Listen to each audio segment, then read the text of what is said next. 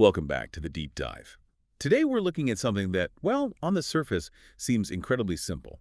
Deceptively simple, I'd say. Right. It's the NTI E-BEEP1-400, listed as a rugged miniature piezo alarm. hmm And our mission, really, is to figure out why this tiny little box needs such an insane list of industrial specifications. Well, the core function is straightforward. It's an alarm. Yeah, a sensor detects a problem, and this device makes a loud noise about it. Exactly, but it's purpose-built for critical infrastructure. You can see that from the specs. Oh. We're not talking about your home burglar alarm. Not even close. No, we're talking about huge, often hostile environments where an alert failing is just not an option. Okay, so let's unpack that. What does rugged actually mean in this context? I mean, the sound level is one thing. It's 95 to 103 decibels at 2 feet. That's physically painful. It is, but look at the dimensions. It's barely an inch wide. Which is the interesting part, right?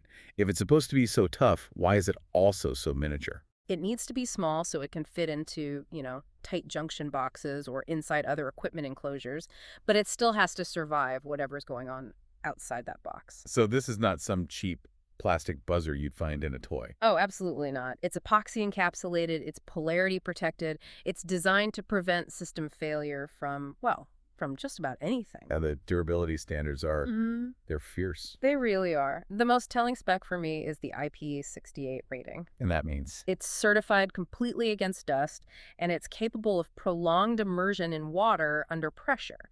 So if a data center room floods, The little alarm just keeps on it screaming. keeps on screaming. And on top of that, it has ASTM B117 approval. A salt spray test. The gold standard. It means it can survive in highly corrosive industrial or even marine environments. That harshness extends to temperature, too. It has a massive operating range. It really does. It goes from -4 degrees Fahrenheit all the way up to 149. It'll work in a walk-in freezer or a communications cabinet baking in the desert sun. Pretty much, yeah. So if it can handle those conditions, the next challenge is communication. Right, across a huge facility. It uses a simple 2-wire interface, operates on 12 volts DC, and only draws about 50 milliamps. That low power draw, that simplicity. Minimizes the points of failure. Exactly. But the part that really gets me is the distance.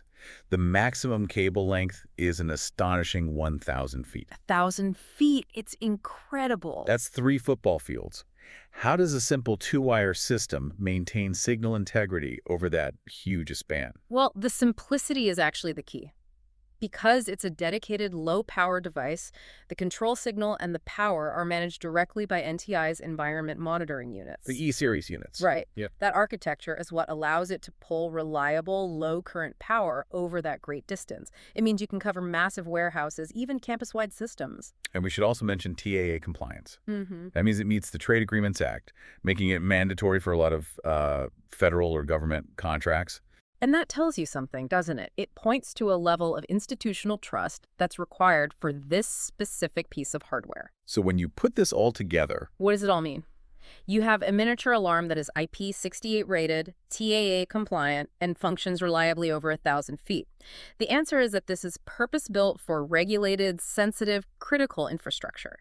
Places where a failure to alert isn't just an inconvenience. it's a costly disaster or a serious security breach. Yeah, The specs really do tell the whole story. they do. This alarm is designed for system integration where failure is literally not an option. Yeah.